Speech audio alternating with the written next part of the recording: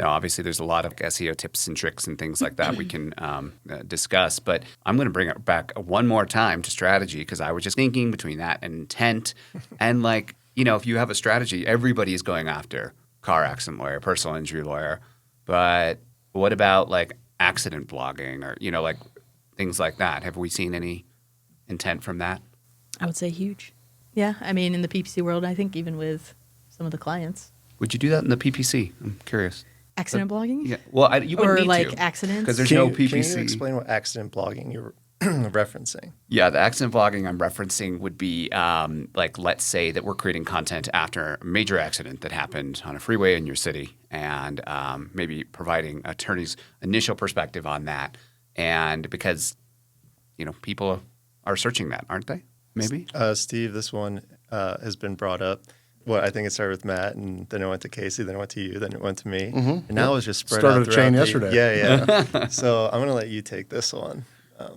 Accident reporting, I think, is something that has to be done with real intention, right? You need to be on top of it every day, getting an alert from Google, and then posting about that accident. And some thought behind it, too, where, these are real people involved in this accident. Yep. You want to be sensitive. You want to have, a lot of times we'll put an option to, hey, reach out if you want us to take this post down. This is about you or a family member or something like that.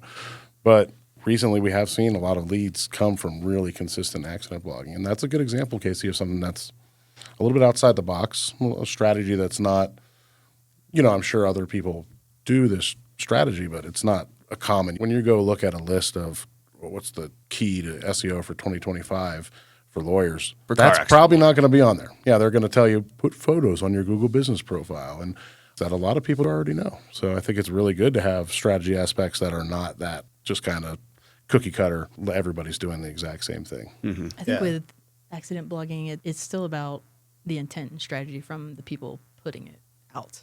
We don't want to be like ambulance chasers, right? Of like getting every accident and throwing it up there, but actually caring about the people involved and reaching out as a resource to them versus just like slapping the accident up and expecting a lead. Providing actual help. Yeah. So like actually caring about the client and wanting them because, we care about the accident. Yeah, and we can help you. So I think there's intent and strategy around accident blogging. And same with like if you're going to, a lot of times people have in the past put up PPC or advertising due to a specific accident. Mm-hmm. I don't encourage that unless it's in like a big city because everybody's going after those. But like in a small town where there's only a few lawyers and stuff, I think it's completely acceptable in certain situations, and the content that's written and the strategy behind it, I think is appropriate. But I just don't think everybody, slapping it up and sorry about your family member, like here. Yeah, and I think this is a good segue too because you're talking about, like we've talked about, people want to work with